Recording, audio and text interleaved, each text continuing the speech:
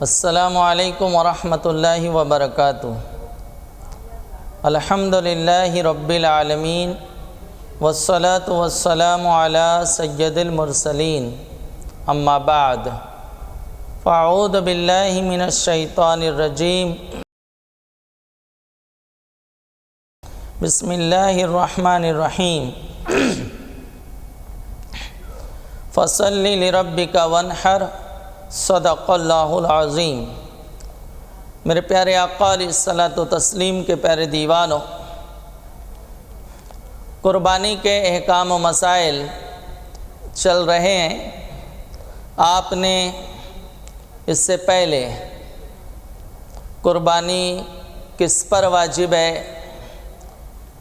اسی کے ساتھ ساتھ بڑے جانور میں شرکت کے مسائل اور قربانی کا جانور کیسا ہو، آپ نے اس پر مسائل شرعیہ قربانی کے حوالے سے سماعت کیے ہیں۔ آج قربانی کرنے کا طریقہ کیا ہے، دعائیں اور جانور کو کیسے ذبح کیا جائے، کتنی رگیں کٹنی چاہیے وغیرہ وغیرہ، اس پر گفتگو کی جائے گی۔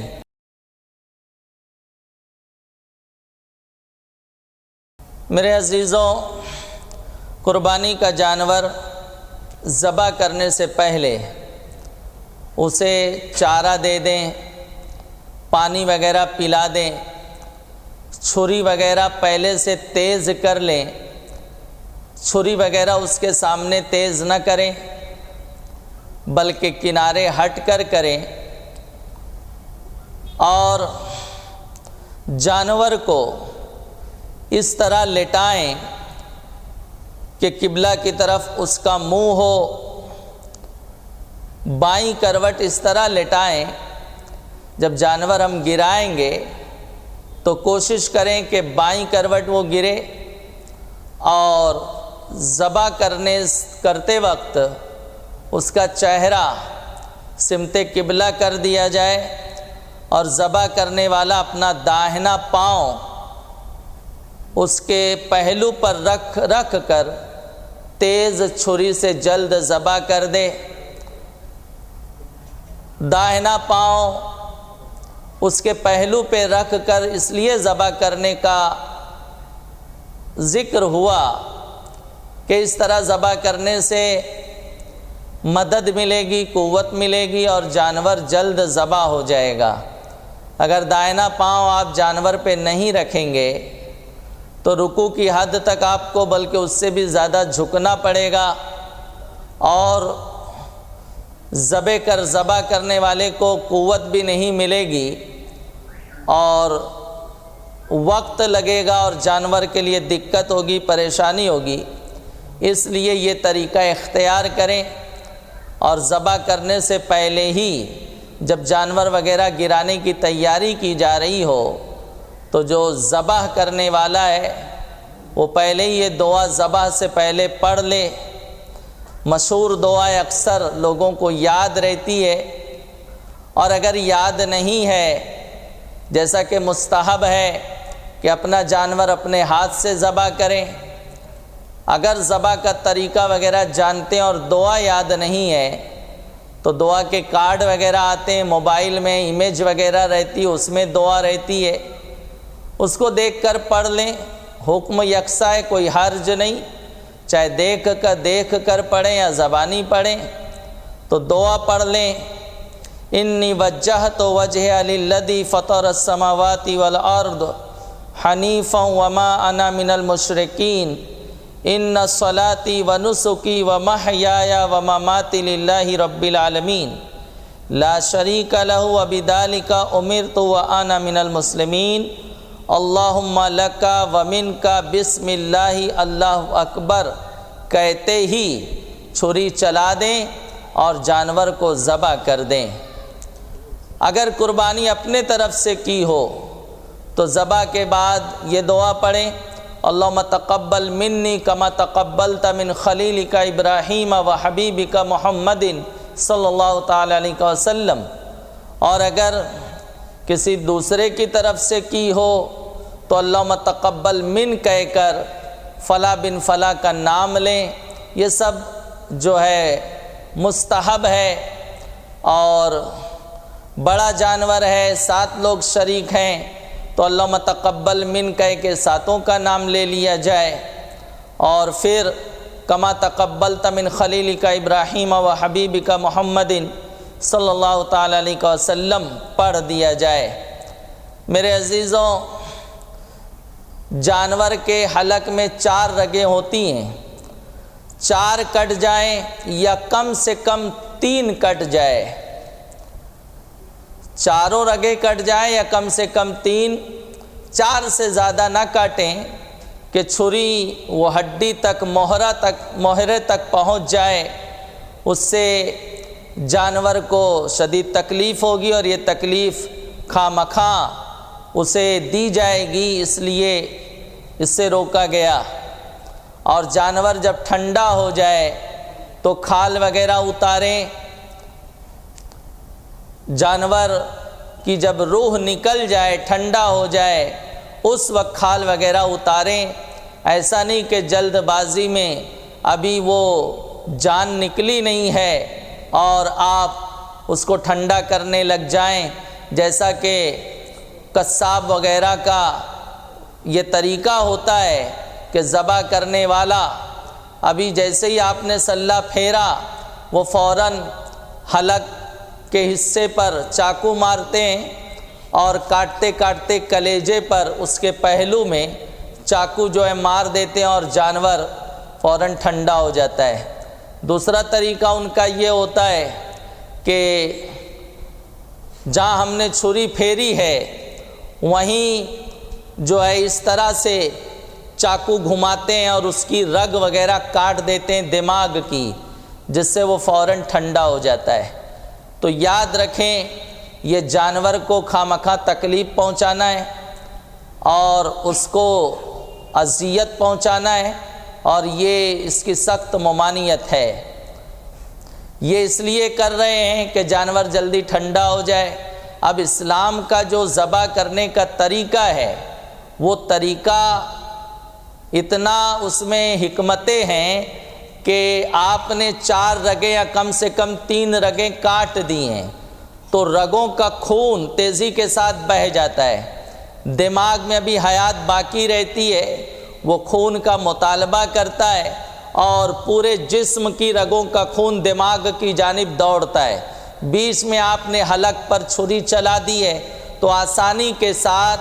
سارا بہتا ہوا خون نکل جاتا ہے، لیکن آپ نے اگر اس کو ایسے ہی رہنے دیا، وہ بہتا ہوا خون نکلنے نہ دیا اور اسی پر آپ نے چھری وغیرہ مار کر اسی وقت اسے ٹھنڈا کر دیا،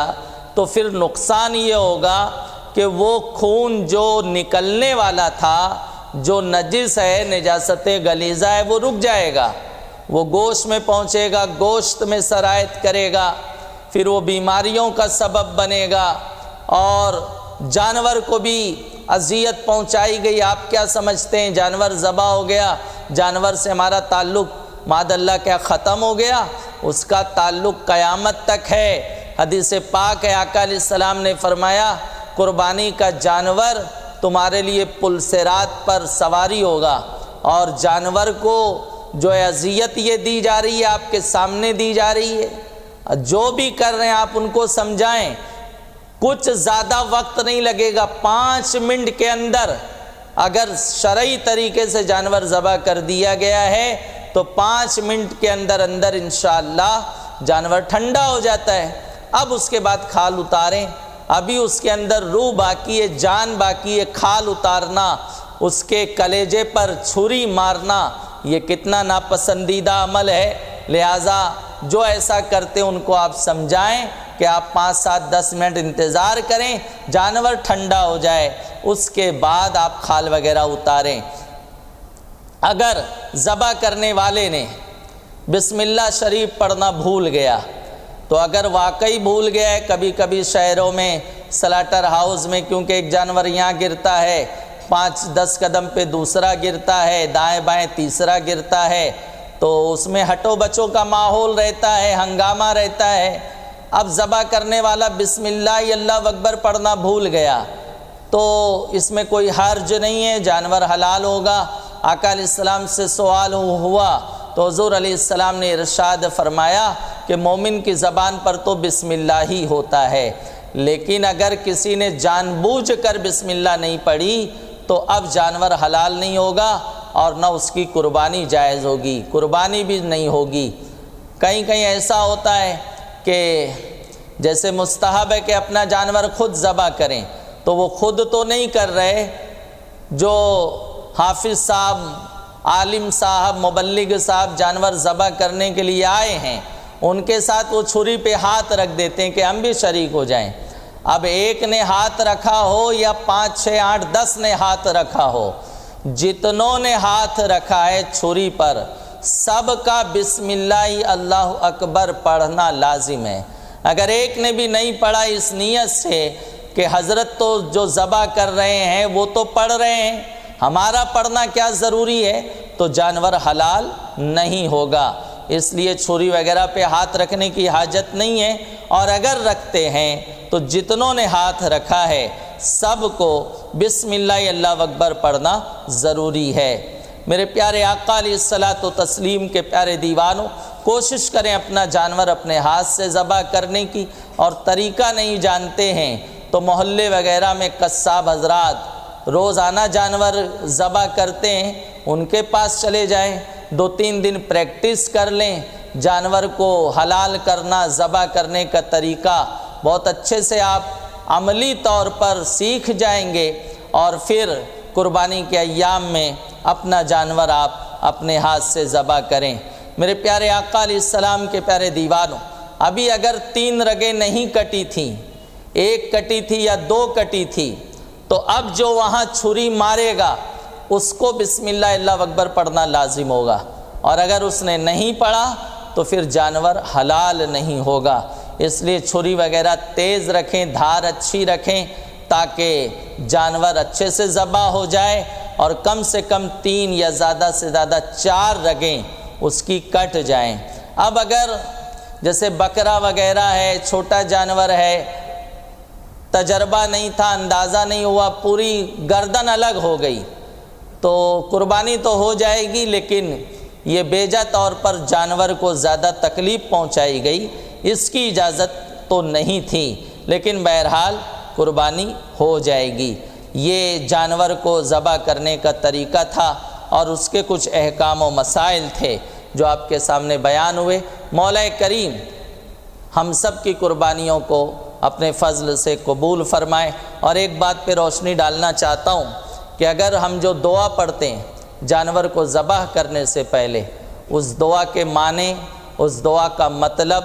ترجمہ، مفہوم سمجھ لیں تو انشاءاللہ یہ قربانی ہمارے لیے ہماری زندگی میں 4 چاند لگانے کا ذریعہ بن جائے گی۔ ہم کہتے ہیں، دعا پڑھتے ہیں، اے اللہ میری نماز تیرے لیے، میری قربانی تیرے لیے، میرا جینا و محیا، میرا جینا و مماتی، میرا مرنا، اے اللہ سب تیرے لیے۔ اب آپ بتائیں، ہماری زندگی کہہ رہے ہیں، ہماری نماز کہہ رہے ہیں، اے اللہ میری نماز تیرے لیے، میری قربانی تیرے لیے، میرا جینا مرنا سب تیرے لیے۔ اتنا گاڑھا عہد و پیمان ہم کرتے ہیں اپنی قربانی کرنے سے پہلے، اپنا جانور ذبح کرنے سے پہلے۔ کاش ہم اس کے مطلب پر غور کرتے تو ہماری زندگی تبدیل ہو سکتی تھی۔ اس نیت سے چھری چلائیں کہ ہم صرف ایک حیوان پر نہیں، ہم ایک جو ہے چوپائے پر نہیں، ہم ایک مویشی پر نہیں، بکری پر نہیں، صرف اونٹ پر نہیں، بڑے جانور پر نہیں، بلکہ بسم اللہ اللہ اکبر کہہ کے جام جانور ذبح کر رہے ہیں، انشاءاللہ اس کے ساتھ ساتھ ہمارا نفس پر بھی ہم چھری پھیر دیں گے، اور جہاں خون بہے گا اسی کے ساتھ ساتھ نفس امارہ کی خواہشات بھی بہہ جائے گی، اور اس کے بعد ہمارا وہی انداز ہوگا جو اسوہ ابراہیمی ہوگا، اسوہ اسماعیلی ہوگا، اور جو مصطفیٰ جان رحمت صلی اللہ تعالی علیہ وسلم کا پیارا انداز ہوگا۔ اللہ تعالیٰ اس کے راز و رموز سے ہمیں جو ہے واقفیت عطا فرمائیں، اور اس قربانی کے ذریعے ہماری دنیا اور آخرت کو سنوار دے۔ السلام علیکم ورحمۃ اللہ وبرکاتہ۔